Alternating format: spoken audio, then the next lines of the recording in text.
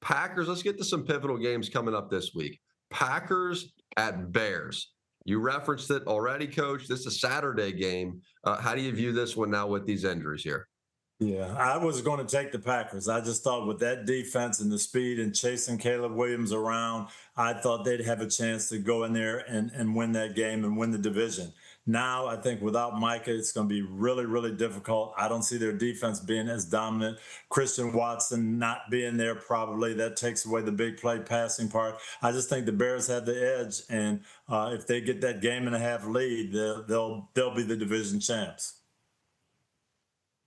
Yeah, and the Bears offense goes from trying to devise a game plan to stop Micah Parsons to all of a sudden you can focus on everyone else. And I think Ben Johnson, he's going to come out, he's going to send a message like he did when the Philadelphia Eagles came into town.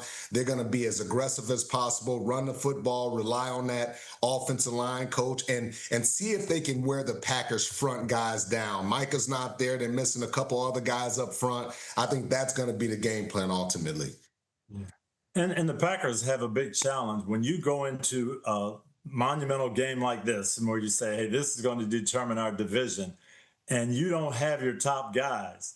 It's one thing for the coach to say, oh, well, it doesn't matter, next man up. But, as a teammate, Rodney, you say, hey, we're going in without our weaponry. Absolutely, and that's my biggest concern. How do they recover emotionally from losing their best player? Will guys try to do more? Will guys kind of play out of position to try to make up for Micah Parsons' loss? But if I'm the Bears, especially Caleb Williams, I'm feeling pretty good about not having Micah Parsons chase me around the field. Yeah, Jack, I'll go back to 2006. We're playing the AFC Championship game against a great New England team, but they don't have Rodney Harrison. Trust me, that made a difference. That made a difference. We won. I got a ring. I'm happy to have it. I don't know if I'd have had it if Rodney had been playing. That's just the reality of things. The tight end that day had a big game, didn't he, Coach? Yes, yeah. That he probably wouldn't have had if you'd have been there. So, you can say next man up. Next man wasn't good enough that day for you guys. And also, I'm going to say this, too. Josh Jacobs, man, he's questionable. Don't know how his knee going to go. So, Wilson will probably They really need him. They really need him to have a big day. Yeah. Mm-hmm. Okay, let's get to the Steelers and the Lions. This is one of those in the AFC. We just talked one in the NFC. Let's get to one in the AFC. Steelers right now. Aaron Rodgers coming off a game where he looked pretty smooth there on Sunday night. Miami Dolphins in cold weather. We've seen that whole movie before. Rodney, how do you view this game, Pittsburgh and Detroit? I like the Pittsburgh Steelers in this. I think the weather is going to be a factor. I think, I think the main factor is putting that pressure on Jared Goff in an interior of that defensive line. They get Derek Harmon back, expect him back, the big rookie defensive tackle. So he'll help Hayward and those guys. I like what they're doing on the defensive side of the ball, Coach. I think they win this game. Yeah, 3 weeks ago, I would have said no chance for the Steelers. Detroit's going to roll. But Steelers playing better. As Rodney said, they'll get some of that inside pressure, which you need against Jared Goff. The other thing, Detroit is banged up on defense, and we saw this happen last year. I could see Aaron Rodgers and those receivers having a nice day against kind of a nicked-up Detroit secondary. So, yeah, I think the momentum is favoring the Steelers right now. Yeah, and two guys, to me, Coach, that have been outstanding, and we've seen them, and they've kind of been Kenneth Gainwell and Darnell Washington. These two guys have been huge for the Pittsburgh Steelers, two pros. They're not guys that want attention. They just go out there and take care of their business, and they've been productive for those guys. Yeah, we've seen Aaron Rodgers over the years with his favorite guys and say, I really want Randall Cobb. I want this guy with me. Well, he seems to have that with Gainwell. Getting the ball in the right times, right places, running game, throwing the ball to him, and he's delivered. In the last 2 weeks, he's been outstanding, and I look for him to get the ball in those big situations for sure. And Coach, the guy that I'm just really excited about, Jalen Ramsey. I knew that he was going to make a successful transition from corner to safety. I've seen it with Charles Woodson, Rod Woodson, all those great players, man. But just the toughness that he's bringing back to that secondary, the attitude, I absolutely love it. Yeah. And one other guy to keep an eye on, Marquez Valdez-Scantling. Okay, we saw him make one big catch the other night. again, this is a secondary that's a little bit banged up. Rodgers likes him. Can I get him just that one matchup, that one deep shot at the right time? I would look for him to make a critical play as well.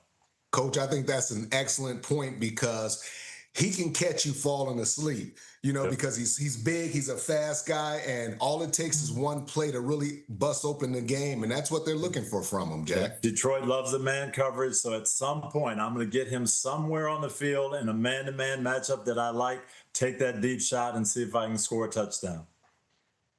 So we're heated up on the Pittsburgh Steelers, no doubt. The Lions. No. Let's fire Mike Tomlin. Now we got to fire Mike Tomlin. He's terrible. Coach Tomlin's safe for at least the next 5 or 6 days, Coach. What about Detroit? What about Detroit? Are we cooled off on the Lions, or is it just this matchup in particular we like the Steelers more? I'll start with you, Coach.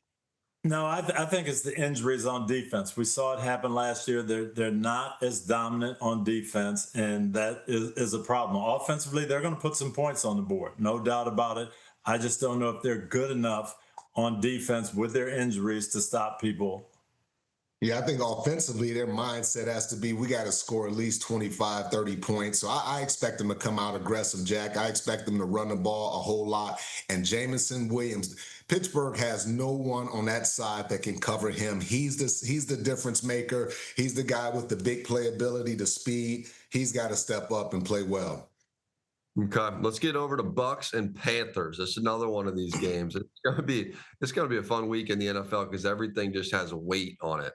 Bucs and Panthers, Coach. The Buccaneers, they have been floundering a bit. How do you view this game?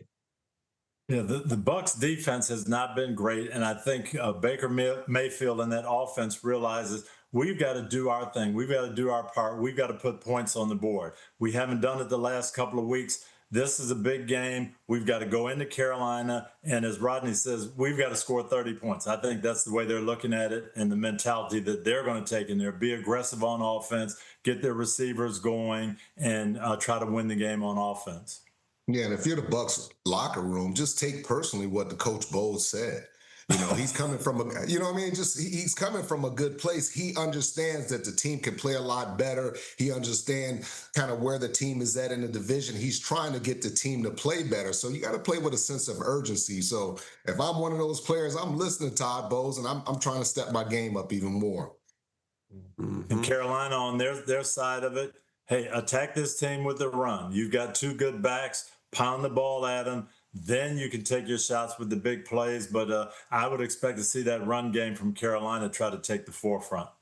Yeah, I think it's time for the Panthers to grow up, Coach, and seize this opportunity. It's a great opportunity. They beat the Rams a couple weeks ago. It seemed like they took a week off and kind of got relaxed. They came back and lost to the Saints. I expect them to run the ball a whole lot against the Bucs.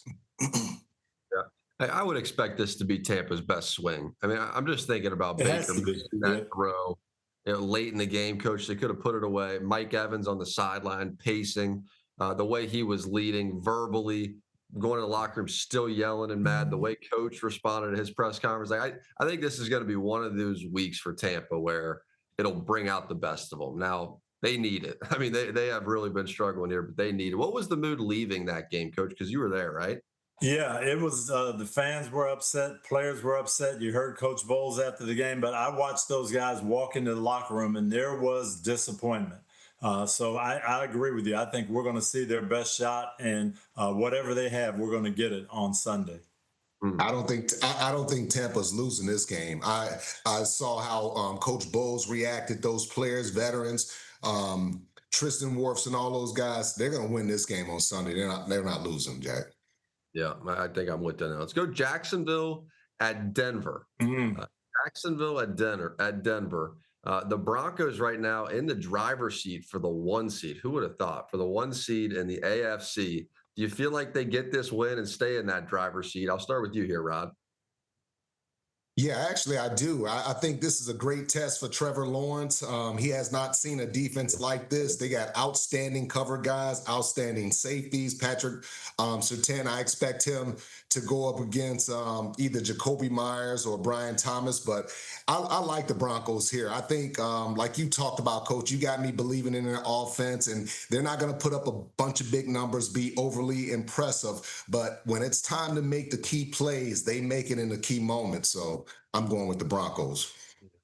Jacksonville has been outstanding on offense for the last month, but a lot of it has been Trevor Lawrence moving around, making the big plays. And I don't see that happening against this defense. That front is so fast. This is a time now where you're going to have to get rid of the football. You're not going to scramble around and make big plays against this group. So can you do it with timing and rhythm, reading things out, getting the ball out quickly? And that's a defense that covers tightly. So I think they're going to have their hands full, Jacksonville will, on offense. I see the Broncos winning a low-scoring game and really taking control of the AFC.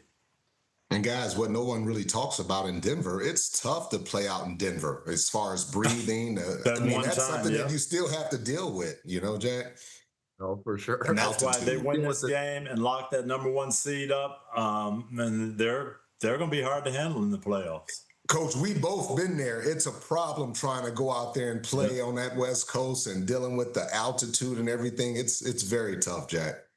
Oh, you got to deal with it as a broadcaster. I can only imagine as a player. Sometimes you take a double flight of stairs out there, and you got to put your hands on your knees for a second. Hi, I'm Mike Tirico, and thanks for watching. Make sure to hit subscribe for the latest news and highlights from NBC Sports.